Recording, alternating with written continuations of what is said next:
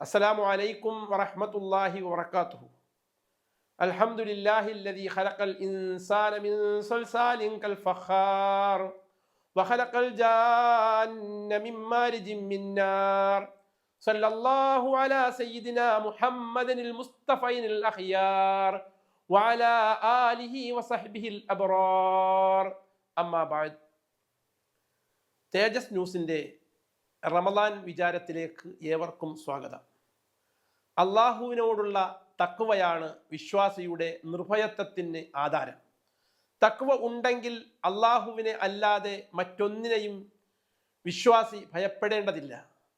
തഖ്വ അഥവാ അള്ളാഹുവിനോട് മാത്രമുള്ള ഭയഭക്തി വിശ്വാസിയെ മറ്റെല്ലാ ഭയങ്ങളിൽ നിന്നും മുക്തനാക്കുന്നു. മൂസ അലൈഹിസ്സലാത്തു വസ്സലാമയുടെ മാതാവ് മൂസയെ ഗർഭം ധരിച്ച സന്ദർഭം ഫിർഔനിന്റെ പടയാളികൾ ബനു ഇസ്രായേലുകളുടെ കുടിലുകളിൽ ആരാണ് ആൺകുഞ്ഞിനെ പ്രസവിക്കുന്നതെന്നറിയാൻ അന്വേഷണം നടത്തുകയാണ്. മൂസയുടെ ഉമ്മയ്ക്ക് ഭയമായി. തൻ്റെ കുഞ്ഞ് ആണാണെങ്കിൽ ഈ കശ്മലന്മാർ അതിനെ കൊന്നുകളയുമല്ലോ. നാഥനായ അള്ളാഹു മൂസയുടെ മാതാവിന് ദിവ്യബോധനം നൽകി. വഔഹൈനാ ഇലാ ഉമ്മി മൂസ അൻ അർളിഹി فإذا خفت عليه فألقيه في اليم ولا تخافي ولا تحزني إنا رادوه إليك وجاعلوه من المرسلين. നാം മൂസയുടെ മാതാവിന് വെളിപാട് നൽകി. കുഞ്ഞിനെ മുലയൂട്ടിക്കൊള്ളുക. അവൻ്റെ ജീവനിൽ ആശങ്കയുണ്ടായാൽ അവനെ പുഴയിൽ എറിഞ്ഞുകൊള്ളുക. ഒന്നും ഭയപ്പെടേണ്ടതില്ല, ദുഃഖിക്കേണ്ടതുമില്ല. നാം അവനെ നിന്റെ അടുക്കലേക്ക് തന്നെ തിരിച്ചെത്തിക്കുന്നതാണ്. അവനെ ദൈവദൂതന്മാരിൽ ഒരുവനാക്കുകയും ചെയ്യും. ഫിറഔനിന്റെ ഏകാധിപത്യത്തിനെതിരെ അള്ളാഹു തിരഞ്ഞെടുത്ത പ്രവാചകനാണ് മൂസ അലൈഹിസ്സലാം. മൂസ അലൈഹിസ്സലാമിന്റെ ജനനം മുതൽ ദൗത്യപൂർത്തീകരണം വരെയുള്ള ഓരോ സംഭവവും ആധുനിക വിശ്വാസിക്ക് വഴികാട്ടുന്ന സന്ദേശങ്ങളാണ്. ഭൗതിക ശക്തികൾ അധികാരവും പണവും സ്വാധീനവും ഉപയോഗിച്ച് നിരന്തരം നമ്മെ ഭയപ്പെടുത്തിക്കൊണ്ടേയിരിക്കും. അത്തരം സന്ദർഭങ്ങളിൽ നിർഭയത്വത്തിന്റെ കരുത്തു നേടാൻ നമുക്ക് സാധിക്കുന്നത് അള്ളാഹുവിന്റെ കൽപ്പനകളെ ദൃഢവിശ്വാസത്തോടെ നെഞ്ചിലേറ്റുമ്പോഴാണ്. മൂസ അലൈഹിസ്സലാമയുടെ മാതാവിനോടുള്ള അള്ളാഹുവിന്റെ കൽപ്പന എന്താണ്? കുട്ടിയെ ഫിറഔനിന്റെ കിങ്കരന്മാർ കൊല്ലുമെന്ന് നീ ഭയപ്പെട്ടാൽ കുട്ടിയെ പെട്ടിയിലാക്കി നദിയിൽ ഒഴുക്കി വിടാനാണ് അള്ളാഹു കൽപ്പിച്ചത്. ഭൗതിക വീക്ഷണത്തിൽ ഒരു മാതാവും ചെയ്യാൻ പറ്റാത്ത നിർദ്ദേശമാണിത്. പക്ഷേ നിർഭയത്വത്തോടെ അള്ളാഹുവിൻ്റെ കൽപ്പന നടപ്പിലാക്കുകയാണ് ആ മഹദി ചെയ്തത്. അള്ളാഹുവിൻ്റെ കൽപ്പന സ്വീകരിച്ചപ്പോൾ അവൻ്റെ വാഗ്ദാനവും അള്ളാഹു പാലിച്ചു. കുട്ടിയെ ഉമ്മക്ക് തിരിച്ചു നൽകി. എന്നു മാത്രമല്ല, ആൺകുട്ടികളെ കളയാൻ കൽപ്പന പുറപ്പെടുവിച്ച അതേ ഫിറഔനിന്റെ കൊട്ടാരത്തിൽ മൂസയെ അള്ളാഹു വളർത്തി വലുതാക്കി. മറ്റൊരു സന്ദർഭത്തിൽ താൻ പുറത്താക്കപ്പെട്ട ആ കൊട്ടാരത്തിലേക്ക് തന്നെ വധിച്ചു കളയുമോ എന്ന മൂസ അലൈഹിസ്സലാം ഭയന്നിരുന്ന ഫിറഔന്റെ മുന്നിലേക്ക് നിർഭയം കടന്നു ചെന്ന് ഇസ്രായേലരെ എൻ്റെ കൂടെ വിട്ടു തരൂ എന്ന് ആവശ്യപ്പെടാനുള്ള ധൈര്യം മൂസ നബി അലൈഹിസ്സലാം പ്രകടിപ്പിച്ചു. ഇതും ദൈവകൽപ്പനയുടെ പിൻബലത്തിലായിരുന്നു. ഈ ചരിത്ര സംഭവങ്ങൾ ആധുനിക വിശ്വാസികൾ എങ്ങനെയാണ് മനസ്സിലാക്കേണ്ടത്? അള്ളാഹുവിൻ്റെ കൽപ്പന പാലിച്ചാൽ അള്ളാഹു അവൻ്റെ വാഗ്ദാനം നടപ്പിലാക്കുക തന്നെ ചെയ്യും. അക്കാര്യത്തിൽ ഒരു സംശയവും വേണ്ട എന്നാണ് ഈ സംഭവങ്ങൾ നമുക്ക് നൽകുന്ന പാഠം. വിശ്വാസികളോട് നോമ്പെടുക്കാൻ അള്ളാഹു പറഞ്ഞു. യാ അയ്യുഹല്ലദീന ആമനൂ കുതിബ അലൈക്കുമുസ്സിയാം കമാ കുതിബ അലല്ലദീന മിൻ ഖബ്ലിക്കും. നിങ്ങൾക്ക് മുമ്പുള്ളവർക്ക് നിർബന്ധമാക്കിയതുപോലെ എണ്ണപ്പെട്ട ദിവസങ്ങളിൽ നിങ്ങൾക്കും നോമ്പ് നിർബന്ധമാക്കപ്പെട്ടിരിക്കുന്നു. നിങ്ങൾ തഖ്വയുള്ളവരാകുന്നതിന് വേണ്ടിയത്ര ഇത്.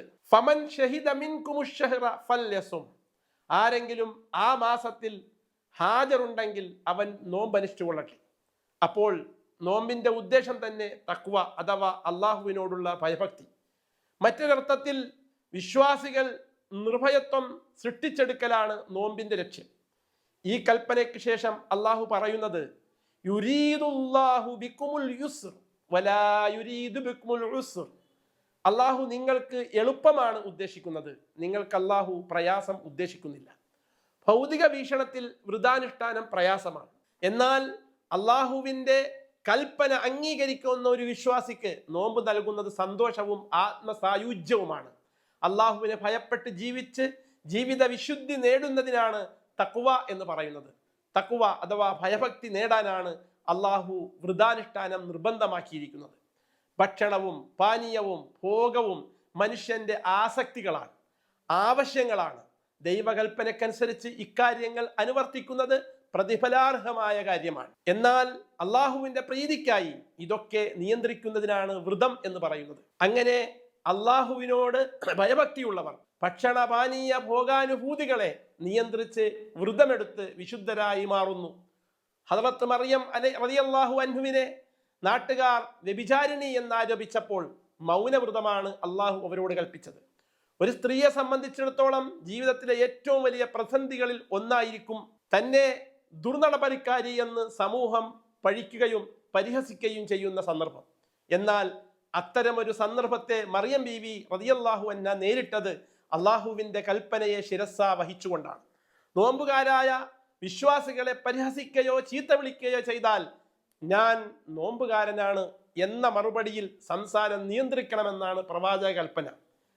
ചുരുക്കി പറഞ്ഞാൽ ഒരു വിശ്വാസിയുടെ സർവ്വ അവയവങ്ങൾക്കും നിയന്ത്രണം നൽകി ദൈവഭക്തി നേടിത്തരുന്ന ഉന്നതമായ ഒരു കർമ്മമാണ് നോമ്പ്.